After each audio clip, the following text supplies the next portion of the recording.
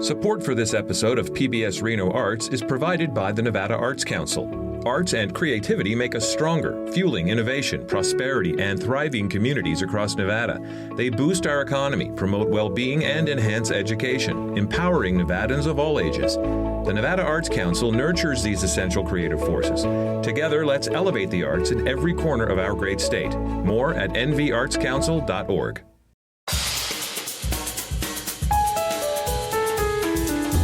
This is PBS Reno Arts. I'm Dave Santina, and with me today, John Trent, Senior Editor of News and Features at the University of Nevada, Reno, and the author of the brand new University of Nevada, I guess you'd call it a retrospective or a history, called The University of Nevada, 1874 to 2024, 150 Years of Inspiring Excellence. And thank you, John, for coming to talk about it. I appreciate that. So you are a UNR alum yourself, correct? I am, yeah. I graduated, I have 2 degrees, actually 3 degrees. I wanted to be a teacher at one point, so I have an education degree in 1985. Okay. Then decided journalism was what I wanted to do. So got a journalism degree in 87, then got my master's in 2000. Yeah. Very nice. So all from UNR? Yeah. Okay. So you kind of the perfect person to talk about this university and to tell that story in a book form. Now, when I see that you've put this book out, I think 150 years. This is a big responsibility to try to chronicle 150 years of a university. How do you even begin to do that? It's a really good question. Yeah, it was a little overwhelming at first just to decide what the structure was going to be like. And like you said, I wanted to be careful of people who would say like, oh gosh, yeah, that was 150 years and it took me 150 years to get through it. So I wanted to make sure that, it was done in a way that was interesting, that perhaps not only just told the story, but also touched on things that either people had forgotten or weren't aware of, or new things that, would kind of help people's understanding of the university. So structure was a key part of it, just to help my writer's mind get my arms around how you do something like this. Yeah, because as a writer, you're approaching this. I would think it feels monumental, right? How do you tell the story of a university? Seems like a million stories of different people and different experiences, and you have to somehow make them come together. Yeah, and I always, throughout my career in journalism, I've always felt like, story is really important, and story is always powered by interesting people. And so sure, there's events and significant milestones that happen, but if you can't find the emblems, the people that help tell a larger story, then I don't think it's nearly as impactful. So that was one of the things I tried to do early on was find emblems, these people who are part of the university history that could help tell a larger story. And that really was a key for me. Once I was able to do that, then I was like, okay, now I can get my arms around this. Okay, so who stood out to you as the emblems, as you put it, the sort of what I guess you call them the pillars, or whatever they are, they're holding your story together? Yeah, very, very early on, and I think this was really critical to the completion of the book, was our first sort of official faculty member, a woman by the name of Hannah Clapp, who, the university had started out in Elko. It didn't make it in Elko, essentially, and then it was moved to Reno in 1885, 86. And Hannah Clapp was this woman in her 60s at that point, an influential person in terms of education for Nevada. She helped co-found our first kindergarten in the state of Nevada. She was a person who believed in the value of education. That's the way she lived her life. And here was this woman who was in her 60s, and it resonated to me, Dave, just because here I was in my late 50s, now in my 60s, as I'm writing the book. And she, as the first librarian and first real faculty member for our university, she made it her life's work at that point to make sure that the university succeeded. She poured herself into it. So from the discovery of Hannah Clapp, I felt like she was talking to me throughout the writing of the book, because she was an incredibly talented writer. She gave a number of speeches that I touch on in the book where she was able to capture the essence of what a young university's purpose needed to be. And so once I found Hannah, then it was like, okay, who are these other people who are like Hannah that can help tell the university story, in the 1910s or in the 1940s, the 1970s, into the 2000s. So, and then I had to dig deep to find those folks, but really I felt throughout as I was writing that it was Hannah who was speaking to me about how this was going to work. It's nice you had someone over your shoulder there kind of helping direct. So when you talk about digging deep, what does it take to find the stories? I mean, I'm just thinking about it. I'm a little cowed. It's overwhelming to think about. So with all of that in front of you, you've got Hannah over your shoulder. But then where do you go? How do you figure out who is a pillar and who is, maybe a mention and who you have to leave out? I mean, how do you even go through that process? Yeah. I will say that a lot of influential people kind of ended up on the cutting room floor, unfortunately. I had a little bit less than 200 pages plus photos to tell the story. So there were a number of people that I knew off the top of my head, having worked here for a long time, having been a student. There's people like Joe Crowley, for example, the longest serving university president, almost 23 years he was here. The university essentially, doubled in everything that it did under President Crowley's leadership. And he was just such a good man and a great leader. So I knew people like Joe Crowley. But then I had to kind of, and I knew some of the influential people from when I was a student here in the 80s and when I began working here in the 90s and in the 2000s. But what about these people from the 60s, the 50s, the 1920s? So 2 books really became my best friend. There was James Holz, who wrote the University of Nevada Centennial History, came out in 1974. That is the most thorough history of the university you're ever going to find. Dr. Holz was a professor of mine as well. He was a native Nevadan. He understood Nevada like no other, and he was a trained historian. He was a history professor, so that was a great resource. So Dr. Holz was able to tell the university story from the very beginning. So I looked at Jim Holz and who he wrote about in his history. Then I went a little bit deeper. There's another book called An Illustrated History of the University of Nevada by a guy by the name of Samuel Doughton, and that came out in 1924. That was the university's 50th anniversary at that point. And Samuel Doughton is just like Jim Holz. Jim Holz, went to school here, was a professor here, lived the university. Also, Samuel Doughton was the same way. He was one of the first students who attended in the 1890s. Like, for example, he knew Hannah Clapp. That was one of the teachers that he had on campus. And Samuel Doughton eventually became a faculty member, and then he wrote this history as well. So that even took me even deeper into not only just who these people were, but their personalities and what they were like and how they came to embody this university ideal that we live today. So those 2 resources were incredibly important to me. Yeah, and so I think that's an element of history presentations in audio or written or video form that I find to be challenging and very fruitful if you can make them work, which is to bring history to life, make it feel real, because a lot of times it just feels like stories. It could, which to some people are almost the same as fantasies or fiction, when in fact these are the stories of real people. And I think that's an admirable goal, but also probably challenging to write in such a way as to pull that person off the page for the reader and make them a real person. Exactly. I felt like Samuel Doughton in particular, I felt like he was this person who I could look at not only just to find the dates, but more importantly, to find out the essence of the people, the early people from our campus. Because he painted these pictures of these incredible lectures that these young professors were giving to the students of the university in the early 1900s, when again, the university was a great idea, but was it going to succeed? And he was able to really bring, these presentations of professors and the work that they did to life. And then with Dr. Holz too, there were things that I knew about but didn't know a lot about. There was, in the late 1960s, early 1970s, just like throughout the entire country, activism in student bodies throughout campuses in the country was a big deal.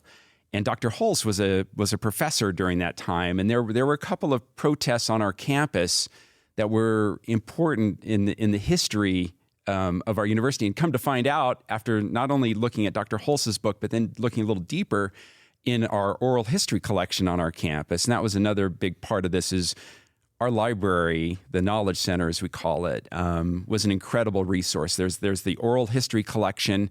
The dean of our libraries, Catherine Cardwell, was able to be a great partner in this book, where she introduced me to the university archivist, university and community archivist, Laura Rock. And Laura had all these great photos and information that an archivist can only know of, and can say, here's the stuff, but here's the really good stuff that you need to find. And so for in the oral history, I was able to find from Dr. Holz, he had given an oral history about his involvement in some of these campus protests, how he was a peacemaker. And I was able to bring some of that into it, where you're able to not only say that this event happened on campus, but here was the unrest, and here were the campus members who came forward to say, hey, let's not attack each other. Let's try to solve these problems calmly and not have violence break out on campus. I didn't even know that about Professor Holz until I was able to dig a little bit deeper into that. Wow, that's incredible. And so that makes me think of a question involving the direction, if any, that you were given at the beginning of this process. And did you ever feel like you needed to steer clear of any particular subjects, or any kind of, if there was any negative content that you discovered along the way, that were you allowed to incorporate anything and everything, or did you have any kind of oversight? It's a great question. So, the genesis of this book was really, the university was coming up on its 150th anniversary about a year and a half ago, and there was a sesquicentennial committee that I was a part of. And so it was ideas about how to make this our 150th anniversary a big deal. And so there were a number of great ideas. And I remember there was a meeting in President Brian Sandoval's office, the university president.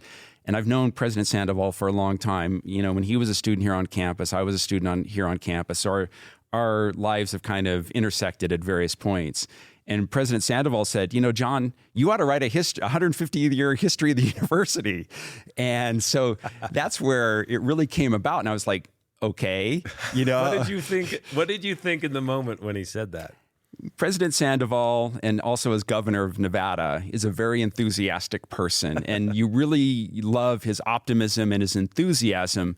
But at the moment, I kind of thought to myself, oh, my goodness, what are you asking me to do?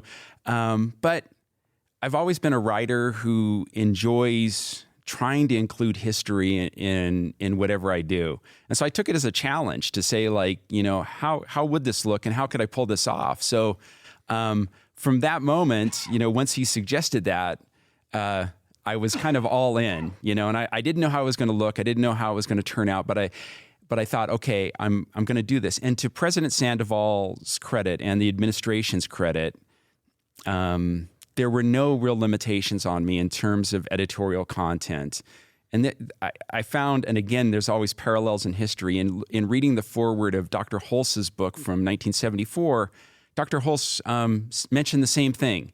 He said that the university president and Ed Miller at the time didn't, he wanted him to do the book, but didn't really tell him how you should write the book. So that opened it up to me, Dave, to make sure that if there were moments that were a little maybe controversial, or maybe did not reflect as positively on the university as needed, I could still delve into them and flesh them out a bit. And so that made it, even though it was a challenge, whenever you're a writer, whenever there's nobody telling you how you need to tell the story, that's a huge advantage. Yeah, no kidding. I would think that that would give you some confidence and some sense of freedom, having the idea come from the president of the university, who that helps to give you some sense of support, right?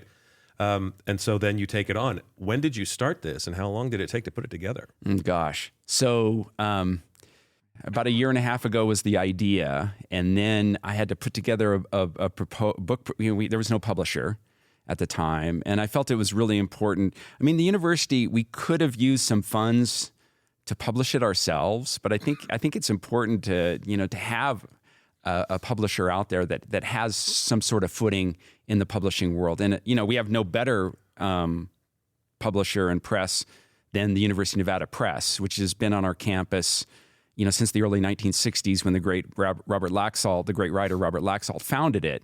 So I sent a proposal to the director of the University of Nevada Press, Joanne Banducci, who from the very beginning was incredibly supportive of it. They vetted the proposal, and they have an editorial board that looks at all the proposals that they receive, and they gave it some serious muster, and she gave the okay. And so having this really distinguished academic press behind it, helped out quite a bit. So that was once I knew that the publisher was in place, then we set deadlines. I worked with a wonderful editor named Curtis Vickers, who's been on campus here for many years. We set up a production schedule, and I basically had about 4 months. Whoa! to research, write, and then get the manuscript to Curtis. Wow, that seems really short when you're talking about this much material. Yeah. Oh, impressive. Also, I would have thought, and this is me being ignorant, that University of Nevada Press would automatically accept a book about the University of Nevada, written by the University of Nevada staff, alum, but you actually needed to propose it and have it approved. Yeah. Yeah. And that was, again, I think a really important piece of this. And yeah, it was a lot to research and write. And then, once we came up with the manuscript, then sitting down with Laura Rock over in archives, and, it's not only just words, it's obviously, I think, a picture book in many ways. There's, close to 200 pages and almost 200 photos in it as well. And so matching the photos with the manuscript, Laura was able to look at the manuscript and say, oh yeah, we've got, a photo of James Church, the great, classics professor who created the study of snow science on our campus. I have this photo of Robert Gorrell, who was a great English professor who, along with Charlton Laird, wrote this incredible, modern English handbook, which is a great, book about how to use grammar, and it was used throughout the country. So, she knew that she had these kinds of photos. And then there were other ones like, Laura, can you help me dig a little bit deeper here? Do we have like fun photos of Joe Crowley, who had a great sense of humor, he had a dry sense of humor, but it was a great sense of humor, finding fun photos of Joe Crowley and things like that. And Laura did I can't praise her enough of somebody who took kind of these vague instructions, vague ideas, vague manuscript that I had, and really, really found, the personification through pictures of what these themes were and who these people were. She was just a tremendous partner in it. Yeah, I was going to ask about this because there are, as you say, quite a few photos in here, but not of 150 years worth because it can't hold them all. And so having to decide what stays in and what doesn't make it similar to the story element, that's got to be excruciating because I'm sure you had to say goodbye to some pictures that you would have loved to have in there. Totally. Every writer always talks about, in terms of the words, you hate killing your babies, right? Right. So it was the same thing with the photos too. There was a space limitation in terms of the word count and then also the page count in terms of how many photos. And we wanted to make sure that there was enough space in the design of the book so the photos could breathe a little bit. I'm not so in love with my words that I feel like that's going to tell the story. Having a really, really great photo and running it large, for example, there, especially in modern times, we have some great color photography. We have an incredibly diverse campus these days, and I almost get a little emotional thinking about these young people who come to our campus who are seeking the dreams of their family, and they might be a first-generation student, and that's become more and more of our story over the past, say, 20, 25 years. And so running these photos, huge, of our recent graduates, these young people who are going to go out and change Nevada and change the world, that was super important. And that's one of the things I'm really, really proud of. You can look at those photos of our modern student body and say, yeah, that's what the University of Nevada is all about. You really can tell going through the book how much has changed over the years, not only with the student body, which is, as you say, incredibly diverse now compared to early on. And then what strikes me immediately when I look at in the book, even from the front cover, is how different the campus is today from what it was once. I forget that it used to just be a few buildings and a very open space. And it's funny to see these photos with buildings that I recognize with nothing around them. Yeah. It's so strange. And I've got to wonder what it was like to be on campus back in those days. Oh, yeah. You're exactly right. You look at some of those photos from, say, like the early 1900s. I think there's a photo in there of the Mackey statue where, John Mackey is standing there on the quad, which is now, lined with buildings and everything. And Mr. Mackey is staring out at basically an open space. I mean, there's Morrill Hall and that's it. And to the right of there is, and we have some photos in there. There was a wetland, where Manzanita Lake is now. And that's where kids would go fishing. And yeah, to think about these open space, and even, as we're sitting here, in your studios here, this building and this end of campus, the north end of campus, as we like to refer to it, for many, many years, when I was a young boy, and my father, was a professor in the College of Education we came here in 1967, and I remember running around on this campus when I was small. There was nothing up here. I mean, there was Mackey Stadium, right, and it was just kind of, again, there are wetlands down below where the med school is, and this was just kind of an open space, and Reno essentially ended at the casinos, and there was not a lot up here. Right. And in our lifetimes, it's completely changed. And I have memories of being a kid and coming to what was Mackey Stadium at the time, which was not nearly what it is today, for watching 4th of July fireworks. Yeah. And I look at a photo of that time and it's just barren all around it. Yeah. And I think that speaks to how the university, how we were not only able to kind of fill out the city, but we were able to do it with a sort of intention that has really brought the community up here. I mean, that's always been one of the big issues for the university over the years. I think early on when the university first moved here in 1885, 86, the community was small.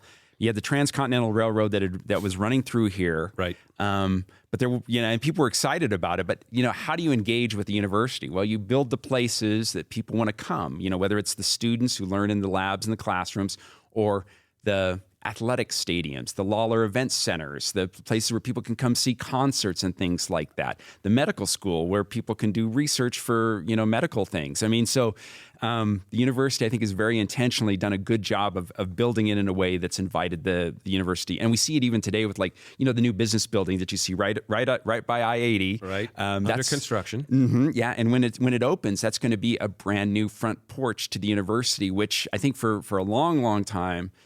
And you see it in the writings, and you see it in things that I was reading as I was putting the book together. The university was seen up as kind of like up on the hill somewhere, and it was disjointed, not connected, away from the city. Mm-hmm. And now, I don't think anybody feels that anymore. I mean, we are connected. We are part of it. We are. I would argue, and I think President Sandoval would as well. We are the heartbeat of what Northern Nevada is all about. I think so. Yeah. I mean, it certainly has felt that way. And, I say this probably with some bias because I'm in a building that's on the campus land of the university. PBS Reno is an independent, not-for-profit public television station, but is physically on the land that belongs to the university. So there is a little bit of a relationship there that I think is undeniable. And so, we are observing all of these changes and finding them fascinating.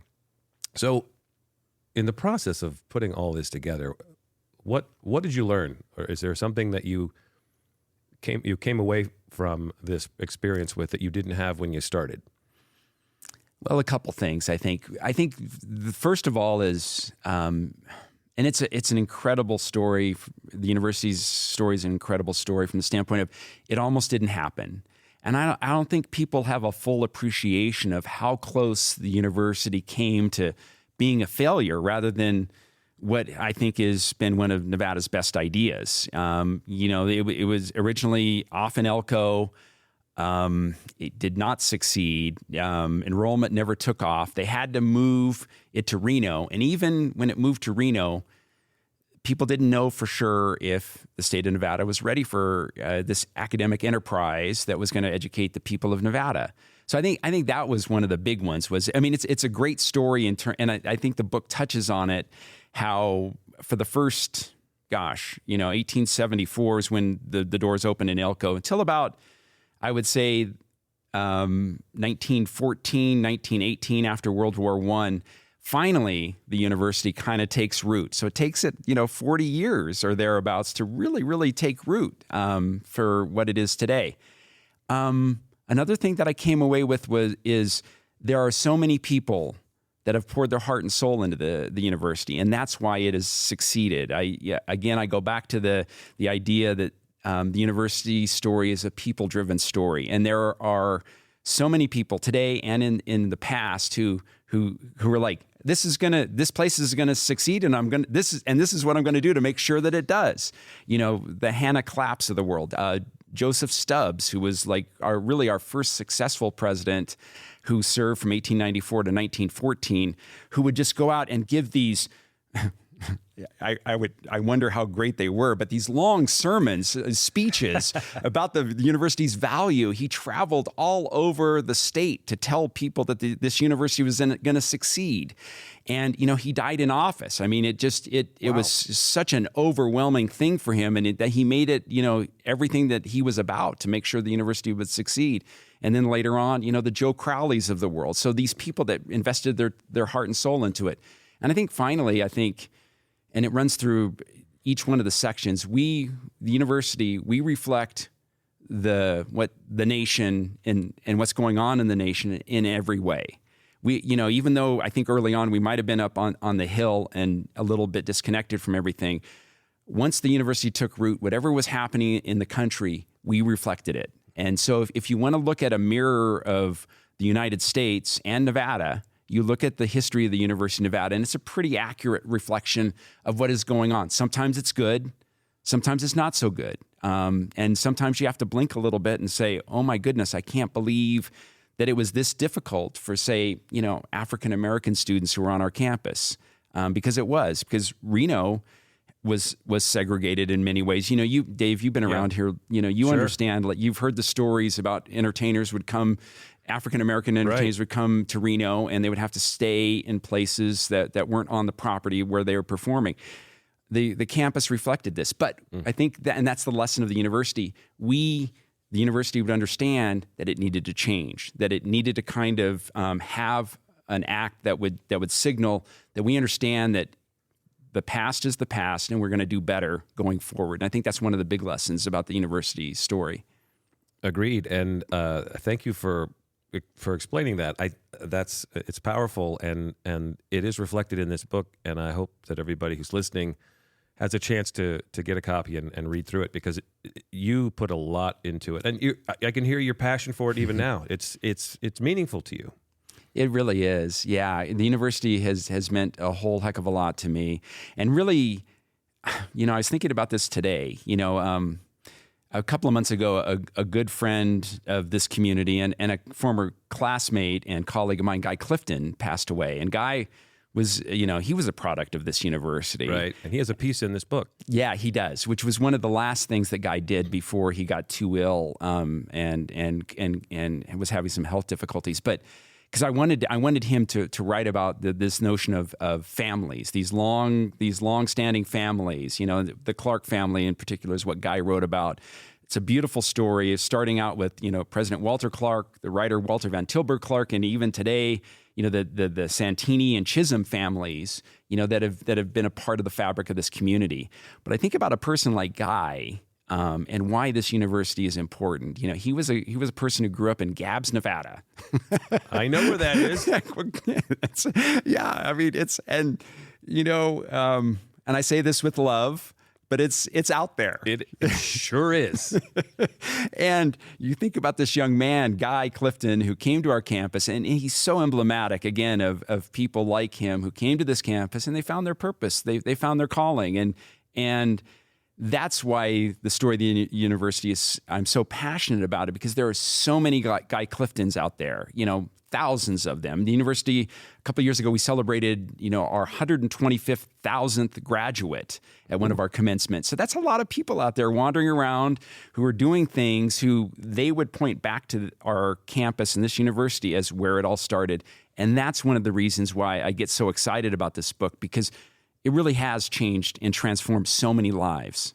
Well, and it's great to have a document like this, a new book to go along with the previous histories, and together they make a wonderful sort of bookend of the start and up to the current time, at least, of the university. Well, I appreciate you coming in and talking about it. So we're going to have you back again to do a Wild Nevada cast, talk about your running, because John is an ultra runner, and I need to learn about this. I'm not going to do it, but I need to learn about it because it's fascinating to me. So we'll bring you back for that. Oh, and I'll do everything I can to bring you into the cult, Dave, so don't worry. Fantastic. All right. Well, until then, I encourage everybody to watch Artifacts on PBS Reno via broadcast or stream it on pbsreno.org or by the YouTube channel. Also, read art views at pbsreno.org. Tremendous work there by a lot of people in this community in the arts. Writing for Art Views. Also, do you have a question or maybe a comment or a suggestion? If so, please do send them to me at podcasts@pbsreno.org. My thanks to John Trent, and I want to say thank you for listening to PBS Reno Arts.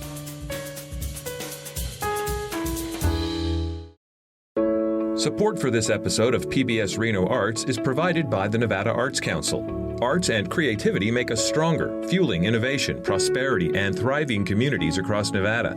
They boost our economy, promote well-being, and enhance education, empowering Nevadans of all ages. The Nevada Arts Council nurtures these essential creative forces. Together, let's elevate the arts in every corner of our great state. More at nvartscouncil.org.